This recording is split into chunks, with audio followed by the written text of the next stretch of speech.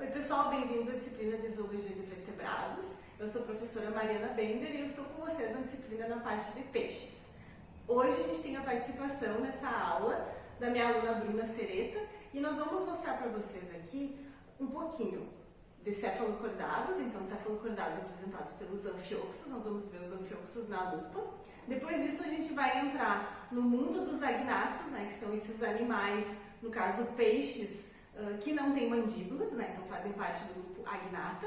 Tá? Aqui dentro a gente tem feiticeiras e lampreias, mas na coleção nós temos apenas lampreias para mostrar para vocês, então vocês vão aprender um pouquinho mais sobre esses dois grupos.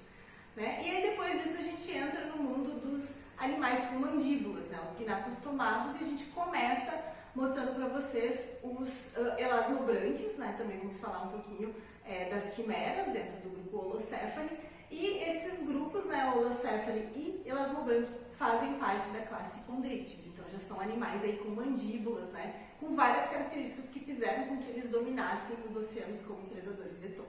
Então são esses os grupos que a gente vai ver na aula de hoje e eu espero que vocês gostem. Bom, isso que vocês estão vendo aí na lupa é o anfioxo, tá? Ele pertence ao filo dos cordados, subfilo Cephalocordata, e a ordem Amphioxiformes. Tá? Os anfioxos, eles são acraniados, né? Vocês podem ver que eles não têm um crânio, eles têm uma notocorda e miômeros, a notocorda deveria estar aqui atrás, né? E os miômeros são esses segmentos aqui, neste formato de V, né? Que são segmentos musculares, tá? Eu vou mover ele um pouco aqui para o lado para vocês poderem ver essas seções aqui na parte de baixo, que são as gônadas, né, desse animal. Tá? Então, eles têm uma notocorda que se estende por todo o corpo, né? Então, ao longo de toda a extensão, né, nessa parte superior.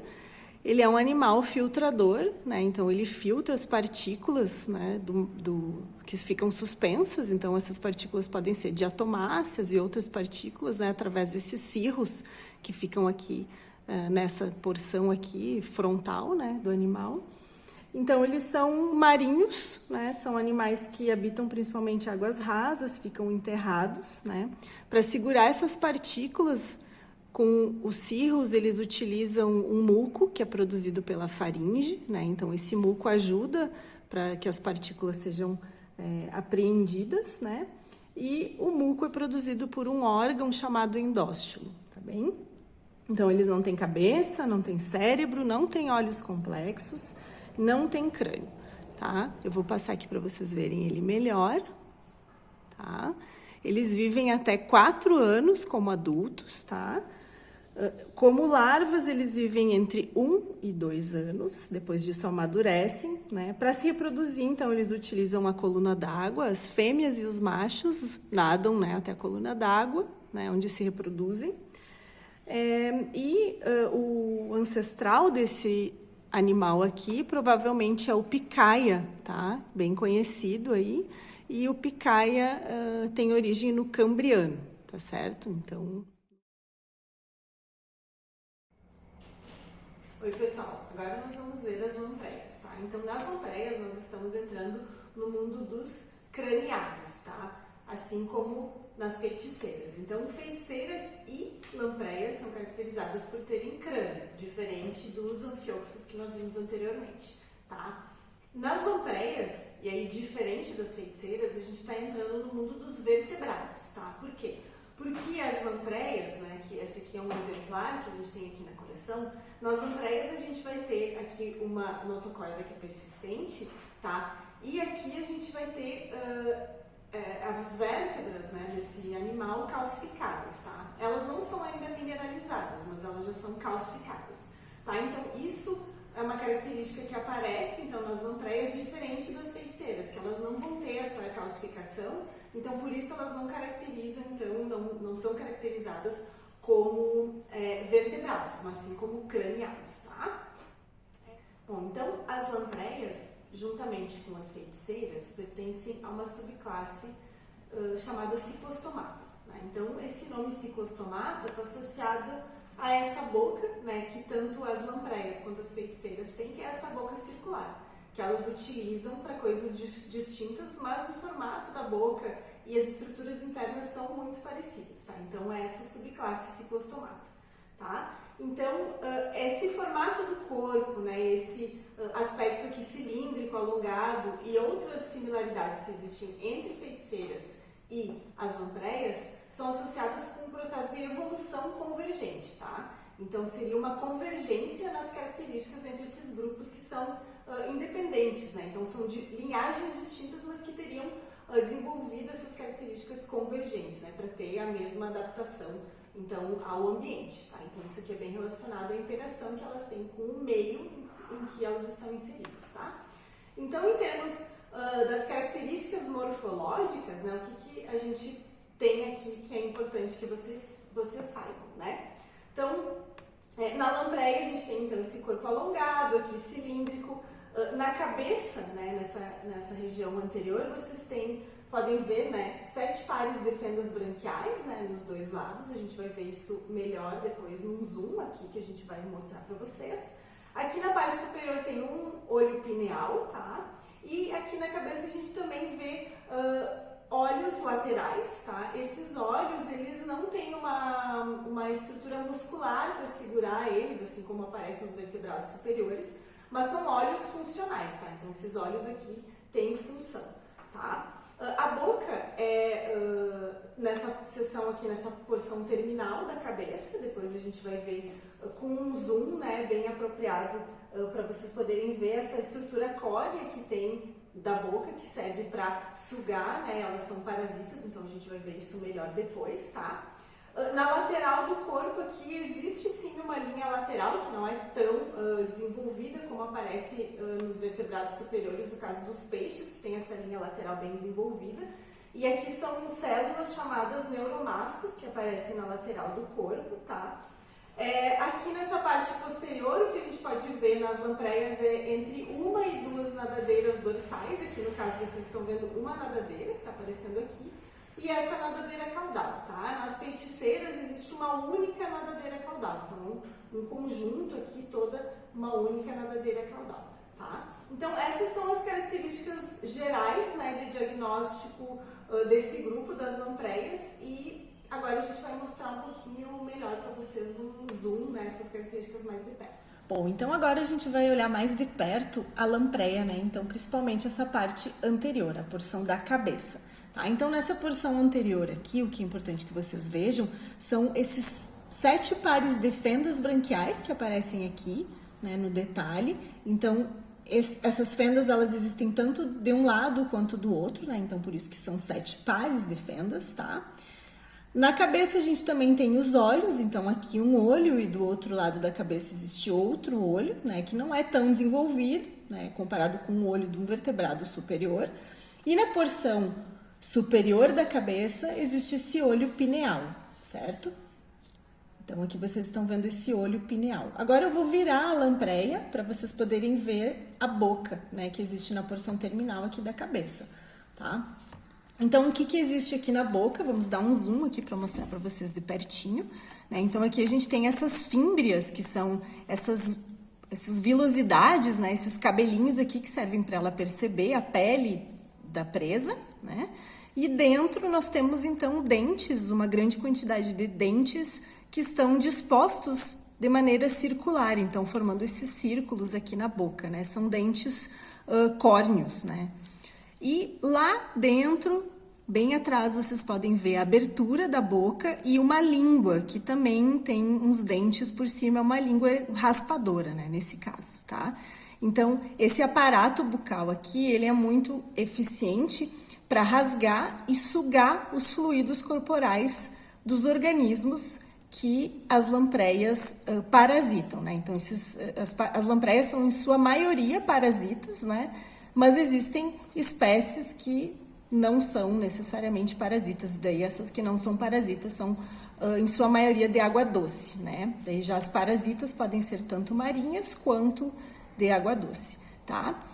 A boca, junto com as brânquias, né, são utilizadas em conjunto, né, então de forma conjunta, para que as lampreias consigam sugar, né, os fluidos corporais dos organismos que elas estão parasitando e ao mesmo tempo que sugam os fluidos corporais, elas utilizam as brânquias para jogar a água para dentro do seu corpo e expelir a água para fora do seu corpo e poderem dessa forma respirar. Então elas conseguem se alimentar utilizando a boca e ao mesmo tempo respirar utilizando um sistema que joga a água para fora e para dentro através das brânquias.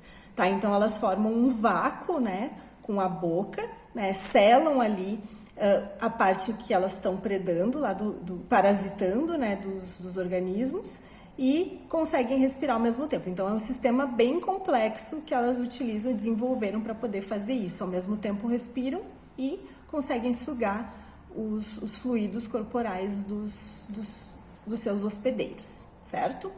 Outra coisa que eu gostaria de mostrar para vocês aqui, né, ao longo do corpo, lá no final do corpo, então a gente tem uma cloaca, tá? Então aqui vocês estão vendo mais de perto a cloaca aqui da lampreia, tá? E também vamos mostrar aqui um zoom, eu vou virar ela para vocês poderem ver as nadadeiras, tá? Então aqui uma nadadeira dorsal, que podem ser duas, né? E aqui uma outra nadadeira já caudal, certo? Bom, agora nós estamos mostrando aqui para vocês, num detalhe, os ovos, né, produzidos pelas lampreias. As lampreias, então, são organismos que vivem tanto em águas continentais quanto marinhas, né, e gostam de ambientes mais frios, então são associadas principalmente a ambientes temperados, tá?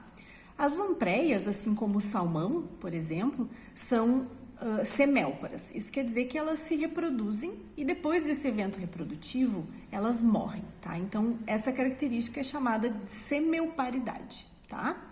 E essa característica que elas têm em relação à reprodução de retornar ao ambiente de água doce, né, dulce e aquícola, para se reproduzir, é chamado de anadromia, né? Então, elas são anádromas, retornam aos rios para se reproduzir, tá? Então, o que acontece, né? Essas lampreias, elas vão voltar para um rio para se reproduzir. Não é necessariamente o rio onde elas nasceram, né?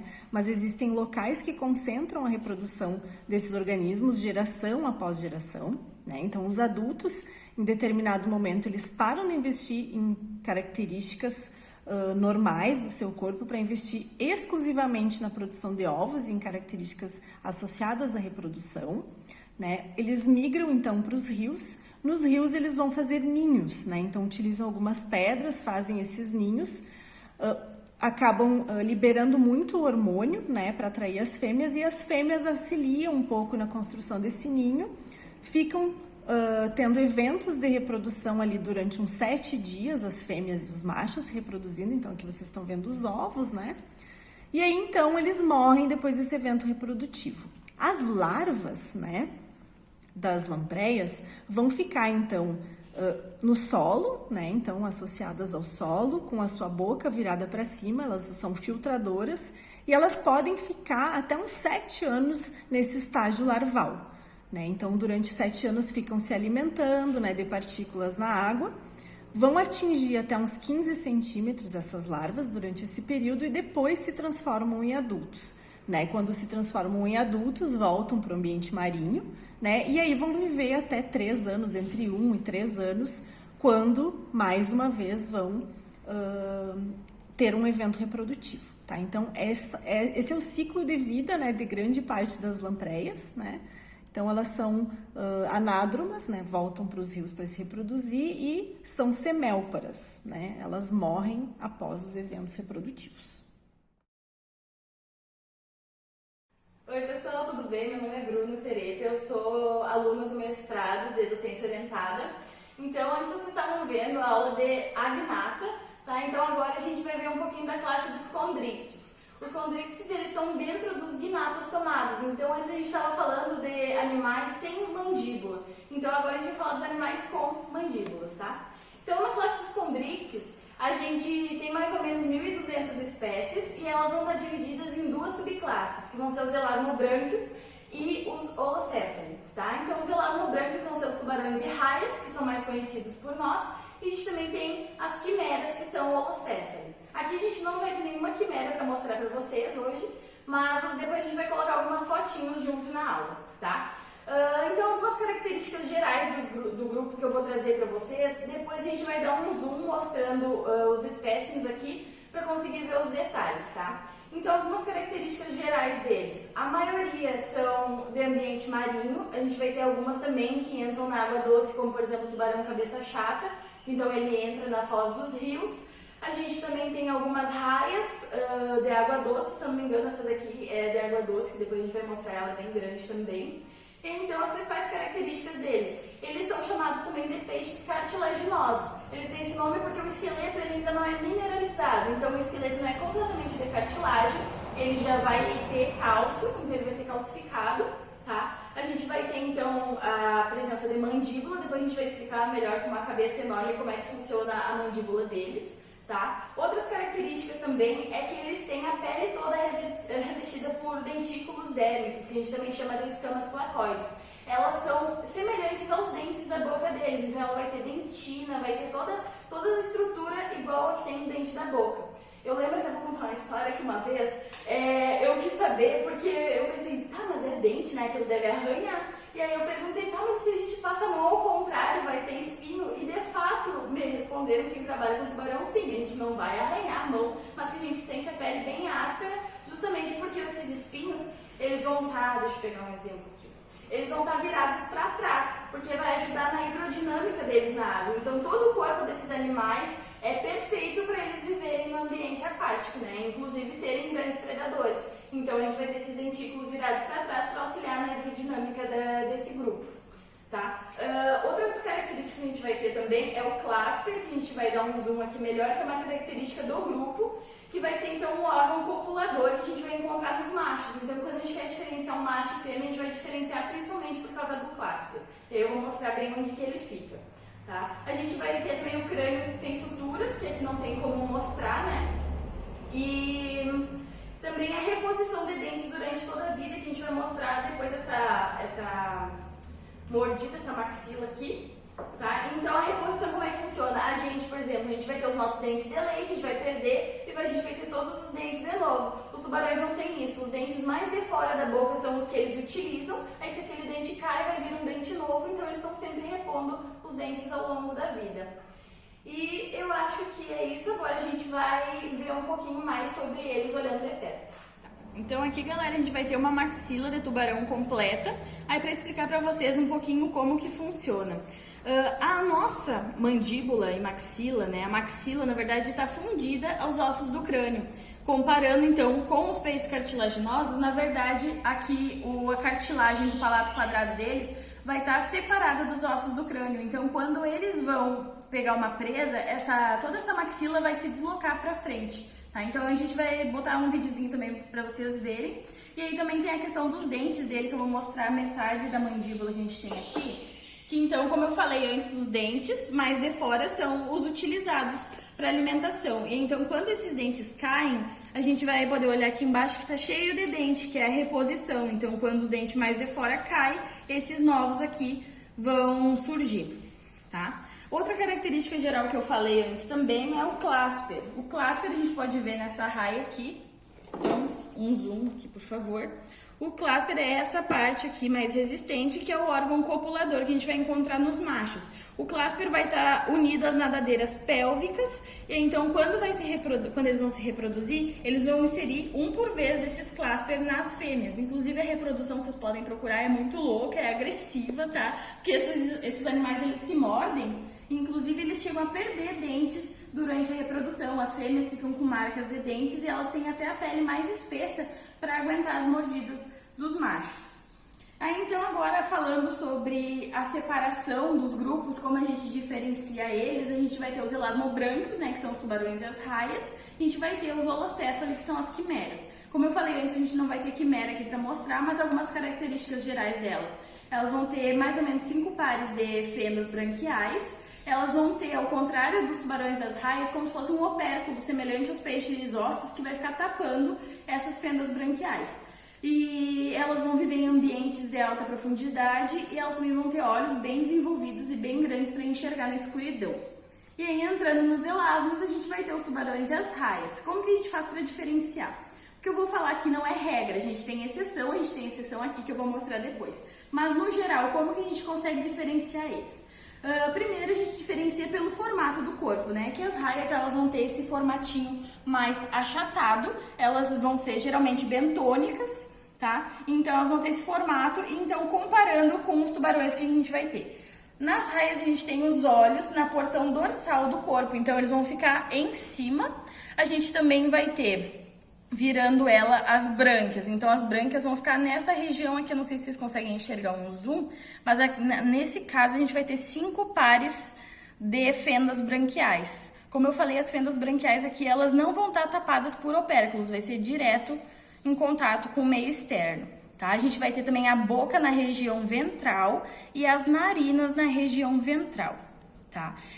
Depois eu vou falar mais da biologia sensorial, vou primeiro comparar. Aqui a gente vai ter também as nadadeiras, então a gente vai ter a nadadeira peitoral das raias, ela vai ser fusionada ao corpo, então aqui seria o corpo dela e a nadadeira fusionada, tá? E aí então a gente vai ter aqui também as nadadeiras pélvicas, que eu falei que o clasper vai ficar, se fosse um macho, o clasper estaria unido a essa nadadeira, tá? A gente vai ter as nadadeiras dorsais, que ficam em cima, pode ser uma ou apenas duas, vai variar. A gente tem a nadadeira caudal e nesse caso a gente não vai ter nenhuma nadadeira anal, tá? E aí então a cloaca desses animais vai ficar bem aqui na região da nadadeira pélvica, tá? Então nesse caso seria nessa região. Comparando essas partes nos tubarões, o que a gente vai ter? Os tubarões vão ter esse corpo mais fusiforme, né? Então o corpo deles é mais no formato torpedo, justamente para eles conseguirem nadar, né? Melhor para a hidrodinâmica da caça. Os olhos vão ser laterais, então aqui a gente tem os olhos, um de cada lado, tá? A boca vai ser mais terminal, não tão ventral, mas também continua sendo ventral. A narina aqui na ponta da cabeça, não sei se dá pra ver os buraquinhos ali, tá? E aqui a gente tem as fendas branquiais laterais, então nas raias era embaixo, aqui a gente vai ter lateralmente. Falando sobre as nadadeiras, é que as nadadeiras elas não são fusionadas ao corpo, então a raia antes pegava tudo isso aqui. Aqui a gente vai ter a nadadeira solta, ó, justamente pra nadar, tá? Nadadeiras, então, aqui são as nadadeiras laterais. Aqui embaixo ele tá todo torto. A gente tem as pélvicas. Então, aqui nadadeira pélvica. A gente vai olhar ali, tá a cloaca. Tudo isso são fêmeas, as que eu tô mostrando. Aqui, então, a gente tem a nadadeira anal, tá? Aqui a gente tem uma dorsal mais pra baixo. E nesse caso, ele só vai ter essa dorsal. Antes a gente viu que tinha duas, essa vai ter uma. E aqui, a nadadeira caudal dele, que vai ser bem grande, ó. Toda essa parte aqui, tá? E esse outro, só para mostrar para vocês, ó, também aqui, então, as fendas, a nadadeira, olhinho, aqui, essa nadadeira dorsal, se vocês verem, tem um espinho aqui, não sei se consegue dar zoom nesse espinho, nas duas, ó, então esse aqui vai ter duas dorsais também com espinho, tá? Os espinhos, o ferrão das arraias são modificações das escamas placoides, tá? Então, a cobertura da pele deles pode se modificar em espinhos e até nos ferrões. E aqui a gente também tem a nadadeira caudal. Nesse caso aqui não vai ter nadadeira anal, tá? Falando mais da biologia sensorial desses animais. Eles vão ter as narinas, né? Vale lembrar que eles respiram por brânquias, então as narinas não tem nada a ver com a respiração, elas servem exclusivamente para o olfato, tá? Inclusive os tubarões, eles evoluíram com esse focinho mais afilado e a boca mais ventral, para justamente toda essa região da ponta da cabeça deles ser focada no olfato, tá? Então eles conseguem perceber fezes, urina, sangue a quilômetros de distância, né? Principalmente as espécies maiores. A gente também vai ter a linha lateral, aqui eu não sei se vai dar bem para ver, mas a gente tem um sulco mais profundo aqui e a linha lateral vai até o final do corpo desses animais para perceber estímulos mecânicos, ou seja, movimentos que ocorrem na água, eles vão perceber por essa linha lateral que a gente também encontra em peixes ósseos, tá? E aqui a gente também vai ter as ampolas de Lorenzini, que a gente vai encontrar principalmente em espécies de fundo, vou pegar a raia para mostrar, que é esse monte de bolinha, eu não sei se aparece aí.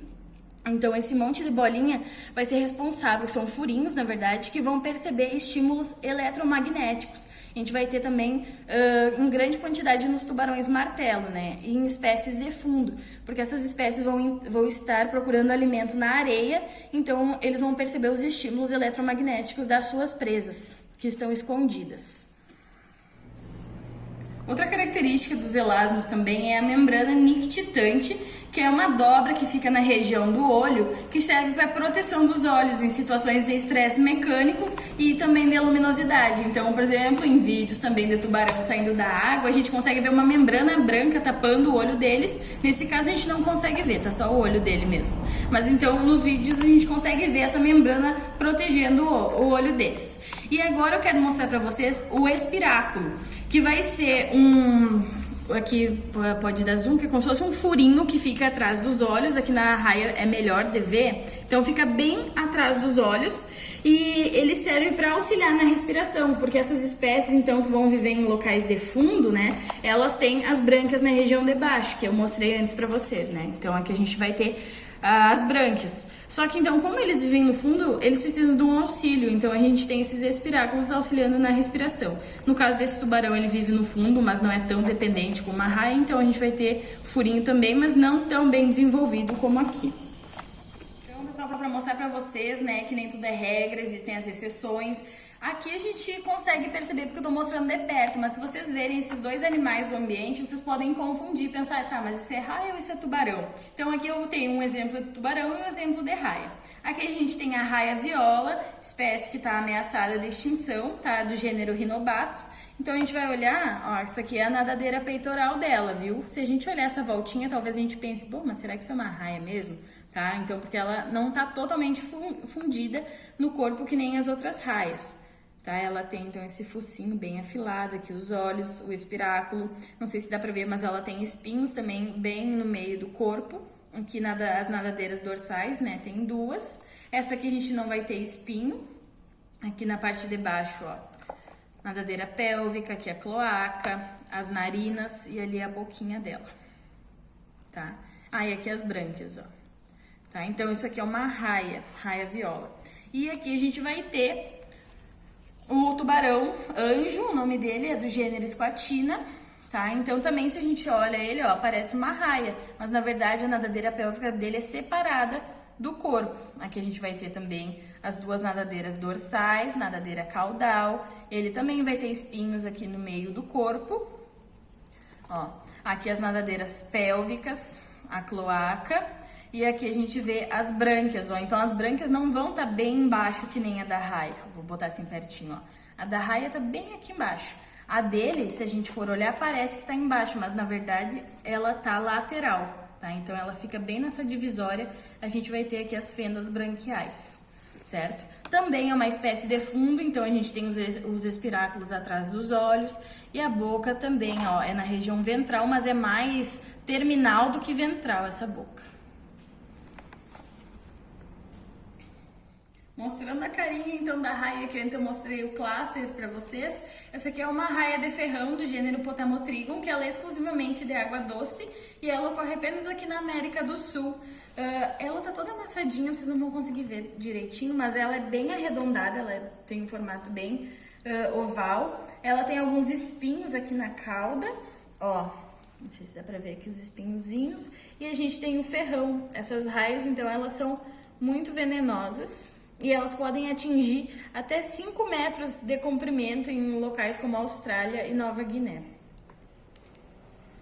Pessoal, a gente tem uma cabeça enorme de tubarão que tinha na coleção. Aqui a gente pode ver os olhos dele, o focinho bem alongado. Aqui embaixo a gente tem as narinas, a boca bem grande também. A gente tentou abrir, mas tá muito difícil. E a gente vai mostrar aqui pra vocês as brânquias. A gente conseguiu separar as fendas branquiais pra vocês verem. Então aqui, ó, a gente tem várias lamelas, ó, dá pra ver. Aqui, isso aqui seria uma brânquia, né? Então a gente separa aqui, ó, que tem uma fenda branquial, né? Aqui com as lamelas. A gente vai abrindo e aqui estão as outras fendas branquiais, ó. Tá?